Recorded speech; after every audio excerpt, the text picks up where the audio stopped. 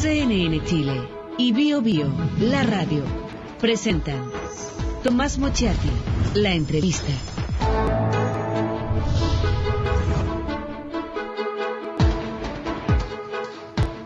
Muy buenas noches, ¿cómo está?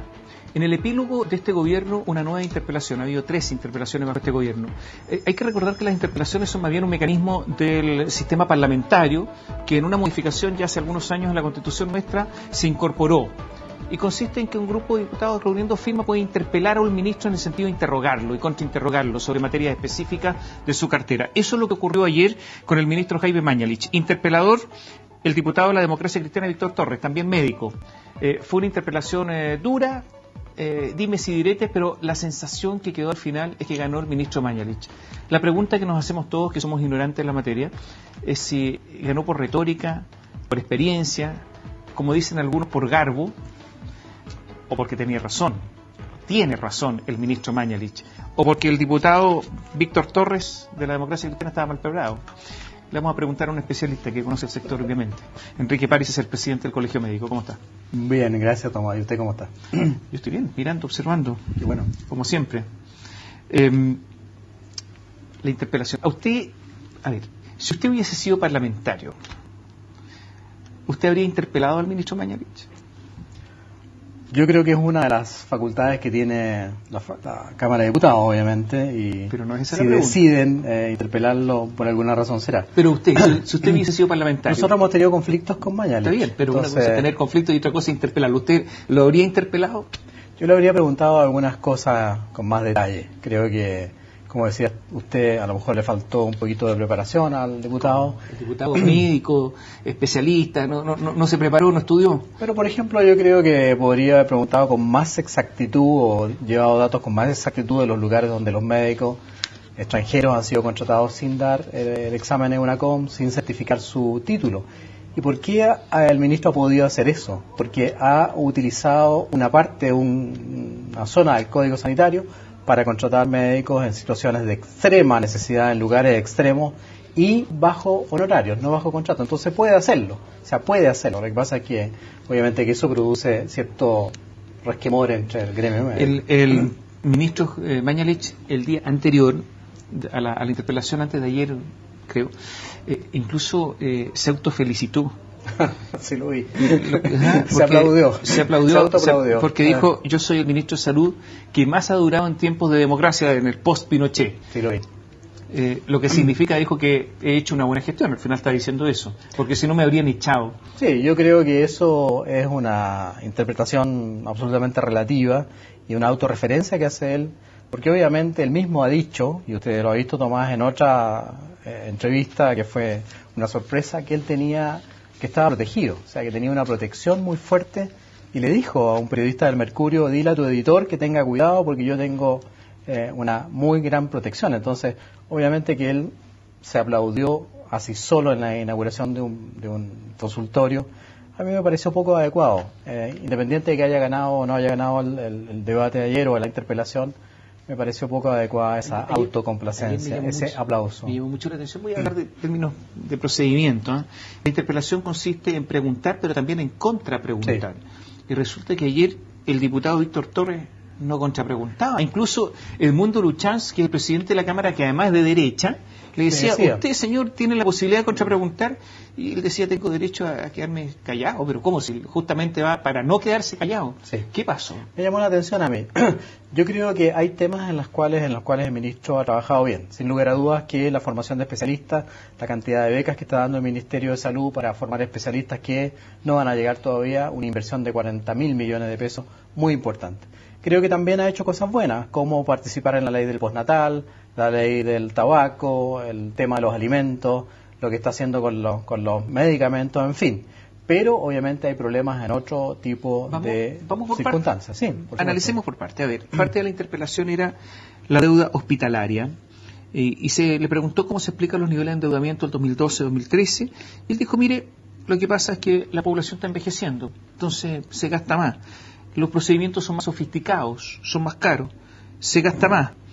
El presupuesto es de 10,5 mil millones de dólares la deuda es del 2,5%, históricamente era el 3,5%. Tengo otros datos que dicen que en los últimos 3 meses la deuda de los hospitales cae un tercio.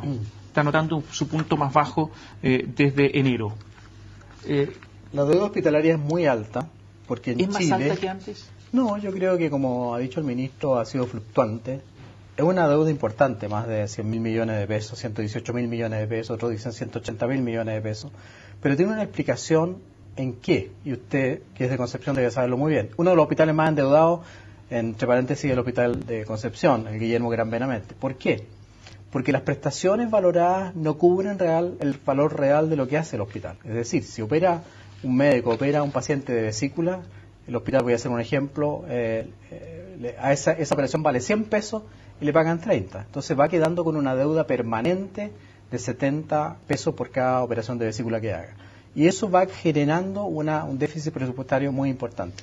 Nosotros hemos hecho, y FONASA pidió un trabajo justamente a la Universidad Católica para transparentar la deuda, o sea, lo que realmente vale la prestación valorada que se llama, y eso es lo que hay que ir mejorando. Al final igual el gobierno le traspasa o el Estado le traspasa el dinero al hospital, pero durante un tiempo largo está con problemas de caja, está con problemas para pagar a los proveedores, y eso es lo que hay que solucionar, hay que transparentar lo que realmente vale una prestación, para evitar que se siga produciendo la deuda. Pero usted puede decir que en materia de endeudamiento no es que se haya empeorado, está dentro de los... Lo que pasa es que alcanzó una cifra muy alta. El ministro hizo un buen análisis en relación al presupuesto de salud, que es gigantesco, 10.000 millones de dólares. Obviamente que en relación a eso la deuda es relativamente baja, pero llama la atención, obviamente, que haya una deuda tan alta y que además el manejo del presupuesto no haya sido absolutamente adecuado. Hay un atraso en la ejecución presupuestaria, y eso también lo hemos dicho como colegio médico, y creo que eso también hay que corregirlo. Leo una información que señala que los hospitales públicos tienen un nivel de endeudamiento de 32 días promedio. Eso es más o menos lo que debe. Eso no es un gran endeudamiento en tiempo, pero lo que pasa es que cuando el hospital no puede pagar, no tiene el dinero para pagar, tampoco le entregan insumos, o a veces no le entregan medicamentos, o no hay aparataje reparado para hacer algunas intervenciones especiales. Es eso lo que causa retraso. ¿Y usted cree que esto se va a terminar?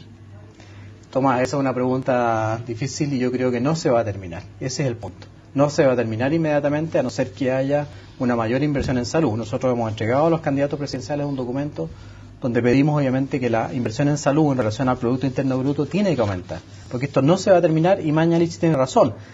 La población se está envejeciendo, ya no es una pirámide, sino que es prácticamente un rectángulo, la misma cantidad de niños y adultos mayores. Y los adultos mayores requieren mucho gasto en salud, mucho tiempo de hospitalización. Hemos hecho un estudio que revela que el adulto mayor tiene entre 2 y 3 enfermedades, no solamente una. Enfermedades crónicas que requieren mucho gasto en medicamentos, a veces intervenciones, a veces hospitalizaciones muy largas. Eso no lo vamos a lograr detener, porque es lo que ocurre en un país relativamente más avanzado. Pero me llaman la atención varias cosas, doctor. Me salgo a lo mejor de este tema. Uno, el otro día cuando nació, hace unos meses, nació un miembro de la familia real en Inglaterra. Oye, salió rápido del hospital, sí, más que en Chile. Sí. Claro, a mí me dijeron algunos médicos, los que les pregunté, es que ahí hay una red de atención, etcétera, pero igual me llama la atención que la cantidad de cesáreas en Chile, ¿sabe? Oiga, nadie tiene hijo un fin de semana, y un fin de semana largo. Oiga, pero esto es impresionante. La naturaleza está totalmente desvirtuada en nuestro país. Entonces, ¿no hay también en todo este asunto cierta laxitud ética? No creo que haya laxitud ética, pero es verdad. Pero no es laxitud ética, eso de correr tajo a las mujeres. Más cesáreas. Se lo digo en términos vulgares, correr en el sentido de Tomás, que operarla, ¿no? El paciente, en este caso la paciente o el esposo de la paciente, tiene que hablar francamente con el médico. Decirle, mire, yo no quiero cesárea, quiero que se logre o que se trate de hacer un parto natural. Bueno, eso hay que corregirlo. Si eso es así, es que eso no puede ser. El médico que tiene una paciente tiene que atender el parto cuando el parto ocurra fisiológicamente, eso es lo ideal. Y si hay alguna complicación o si hay alguna indicación precisa de cesárea, tiene que ir a la cesárea. Usted ha tocado el tema de Inglaterra, que es muy interesante, porque el sistema de salud en Inglaterra funciona en base a médicos generales y funciona en base a una organización por barrios o por zonas. el paciente tiene que consultar siempre al médico, por así decirlo, de atención primaria, médico general. Y en eso también hemos insistido nosotros. ¿Por qué la gente va derecho al hospital? ¿Por qué va directo a la urgencia? No, aquí falta una mejor organización a nivel de la atención primaria, que vaya a la atención primaria, que sea resolutiva y después, si es necesario, se le deriva al hospital. Es por eso que las urgencias a veces están atochadas con patologías que no corresponden. Hay unas listas de espera también igual, tremendas. O sea, yo creo que en Estados Unidos pasa lo mismo. O sea, todos los países que han evolucionado desde el punto de vista socioeconómico van a tener una población adulta mayor muy grande y van a tener grandes gastos en salud. Doctor, vamos a hacer un alto, pero le voy a dejar la pregunta planteada. ¿Se eliminaron o no las listas de espera? Porque esta era una promesa. ¿Se acabaron las listas de espera? ¿Se acabaron o no? Volvemos en un instante. Enrique París es el presidente del Colegio Médico, nos acompaña esta noche y la pregunta quedó pendiente. Listas de espera. Listas de espera. Sí, se eliminaron porque esa es la promesa, ¿no es cierto? Es que eso es imposible, Tomás. ¿Cómo? ¿Por qué? Oye, no, porque en la práctica... Oye, pero a Michelle Bachelet se acuerda que la echaron de ministro de Salud. No la echaron, o sea, la retaron. Y lloró. Después la cambiaron también. Sí, o sea, a ver, y lloró por la lista de espera. Sí, lloró porque había prometido que se acababan las colas en los consultorios y no se logró. Entonces usted me está diciendo que le pidieron lo imposible. Es que realmente en salud acabar con las listas de espera es un imposible. ¿Por qué? Porque todos los días hay enfermedades nuevas, todos los días hay gente que se enferma, todos los días hay gente que tiene problemas de salud. Y como se han incorporado nuevas patologías al auge, porque en la lista de espera hay listas de espera auge y no auge, como se han incorporado nuevas patologías, obviamente que más gente quiere acceder a esas facilidades. No entiendo. ¿El auge era para que no hubiese lista de espera? No, el auge es para atender en forma gratuita estas patologías con un plazo específico. Bueno, pero el plazo específico... El plazo específico a veces no se cumple. Eso es. Y eso es imposible porque no hay la capacidad suficiente y además aparecen los otros pacientes que no están en el auge y que también quieren ser atendidos. Entonces hay una lista de espera auge que es obligatoria disminuirla en forma según los tiempos que están fijados por la ley, y hay otra lista de espera de pacientes no auge que han quedado en espera justamente con mayor problemas, con mayor lentitud que los enfermos auge, y los enfermos van a existir siempre, por lo tanto las listas de espera no pueden desaparecer a cero, siempre va a haber ya que la lista de espera nunca va a desaparecer. ¿Ha disminuido? Eso sí, eso es un concepto diferente. Ha habido una disminución importante de la lista de espera. ¿Bajo este gobierno? Según las cifras que ha dado este mismo gobierno. Ellos recibieron el gobierno con más de 300.000 pacientes en lista de espera y se redujeron, obviamente. Creo que se hizo una inversión grande y un esfuerzo grande porque se compraron muchos servicios en el sistema público de salud, en el sistema privado de salud. Y ahí pasamos al otro tema que también estuvo en la polémica de los anestesiólogos. Es decir, el gobierno de Chile, el Ministerio de Salud, para tratar de bajar las listas de espera, comenzó a sacar pacientes del sistema público al sistema privado, comprar servicios en el sistema privado. Eso fue un incentivo perverso desde mi punto de vista, pagar mucho más. Los médicos se comenzaron a salir del sistema público, se van al sistema privado, formaban sociedad y atendían a los pacientes. Pero eso fue aceptado por el mismo ministro de Salud y fue facilitado por el ministerio. ¿Para qué? Obviamente buscando un buen fin, que bajaran las listas de espera. Bueno, lo que dice el ministro Mañalich es que los anestesiólogos, por ejemplo, formaron un cartel. Es que eso no es verdad. Organizaron eso no es verdad. Yo lo quiero defender porque nosotros lo que hemos dicho es que ojalá el Ministerio de Salud contrate a los anestesiólogos para hacer trabajo fuera de horario, pero anestesiólogos que estén contratados en el sistema público de salud. Si ellos se dedicaron a contratar gente que se había salido de los hospitales públicos y formaba sociedades, es diferente, pero eso fue lo que hicieron ellos mismos. O sea, ellos incentivaron esta política. La mayoría de los anestesiólogos sigue trabajando en el sistema público. En Concepción, yo estaba ese día en Concepción, el día que ocurrió la polémica, ninguno de los anestesiólogos que estaban ahí trabajaba en el sistema privado de salud, todos trabajaban en el sistema público, e incluso iban a operar pacientes del sistema público a clínicas privadas, pero pagadas por el sistema público. Pero no será en Concepción, pero será en otros lugares. A lo mejor en otros lugares hemos tenido conflictos, hay que reconocerlo, pero es un incentivo que el mismo Estado, el mismo gobierno, el mismo Ministerio de Salud implementó, y eso hay que corregirlo. El ministro habla que también hay cierta laxitud en el desempeño laboral, y el otro día conversaba con un médico que trabajó en el extranjero, en un hospital en Estados Unidos, y decía que si su trabajo comenzaba a las 8 de la mañana, bueno, a las 8 estaba todo listo, no llegaban las personas a tomar desayuno a trabajar. O sea, aquí se toma desayuno. Hemos conversado y que lograba hacer a lo mejor 4 intervenciones en la mañana, y resulta que aquí logra hacer 2. Es que hemos conversado ese tema, Tomás, y obviamente yo no comparto que el médico o que el personal de salud en general, no quiero atacar a nadie en especial, tenga un rendimiento en la mañana y tenga un rendimiento en la tarde. Acuérdese que el presidente Lagos decía, los médicos son socialistas en la mañana y capitalistas en la tarde. Y le hemos dicho al ministro justamente eso, que si él quiere contratar médicos para que saquen la lista de espera, que el médico tenga el mismo rendimiento en la mañana que en la tarde. Porque claro, si tiene un rendimiento de 2 en la mañana y de 4 en la tarde, y en la tarde le pagan el doble, obviamente que es algo que no corresponde, es un incentivo, repito, un poco perverso. Pero los médicos están dispuestos a hacer el mismo trabajo, operar la misma cantidad de enfermos en el día, en la tarde, en la noche, donde sea, cuando sea, para colaborar con el sistema público. Sí, yo me refería que en Estados Unidos opera a 4 personas en la mañana, que lograba operar solo 2. Todos porque no estaba todo listo, porque se demoraban, porque no estaban todos los elementos. Porque... Bueno, la burocracia chilena o la desidia chilena. Ha tocado un punto importante, no estaban todos los elementos, es una de las cosas que reclaman también los médicos. No estaban porque llegan atrasados, porque no están preparados cuando comienza el horario de trabajo. Han ocurrido problemas aquí en hospitales, que no sé si usted los ha leído, que, por ejemplo, falla todo el sistema de esterilización. Y los elementos no estaban estériles para poder operar a un paciente y hubo que trasladar pacientes a otros lugares. Cuando eso falla es culpa del sistema público de salud, o sea, es culpa de los que están administrando ese hospital. A veces faltan medicamentos, a veces faltan implementos. En el hospital Gustavo Frique, donde yo he estado 2 o 3 veces, por ejemplo, o en el Van Buren, no existía un gastroscopio, o sea, no existía un aparato para operar cirugía laparoscópica, cuando es lo que se hace en todas partes del mundo y en muchos otros lugares de Chile. O sea, cuando faltan elementos, obviamente que el médico, y el personal de salud también, no solamente el médico, no se siente bien. Ayer el doctor Mañalich, su colega, ¿sí? Habló de los médicos cubanos. Y, me parece bien. Sí. Y, yo admiro... ¿Y sabe una cosa? Yo veía a Guillermo Tellier, el presidente del Partido Comunista, que muy feliz. No, aplaudía a rabiar al ministro. Esto era alucinante. Alucinante. Y toda la izquierda... con el ministro. Entonces, ¿qué pasa con los médicos cubanos? Vamos a hacer un alto y volvemos en un instante. Los médicos extranjeros, en realidad. Sí, me parece bien. Enrique París, presidente del Colegio Médico, está con nosotros. Nos queda poco tiempo. Pregunta y respuesta rápida. Los médicos cubanos, los médicos extranjeros, ¿les gustan? Los médicos cubanos son excelentes y tienen una relación muy buena médico-paciente. Saludan a la gente, miran a los ojos, conversan con cariño. Yo creo que eso es lo que le produce una adhesión del paciente al médico.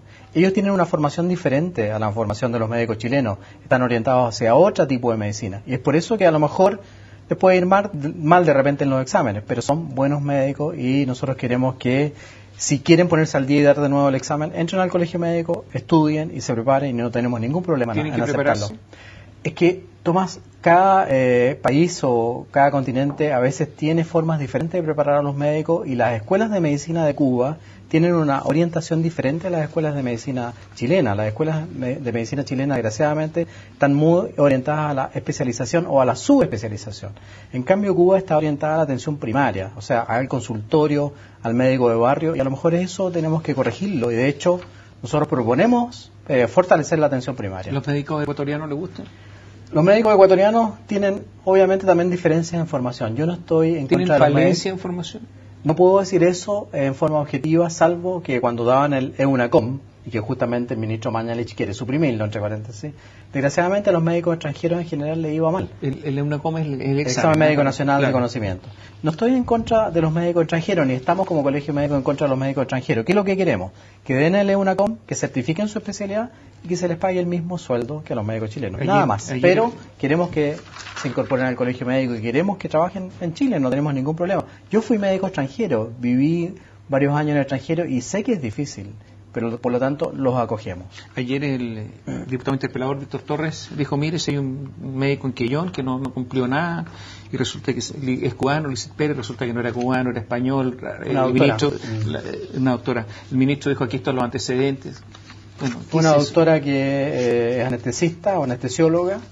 Hay que recordar que en Quellón una gran crisis.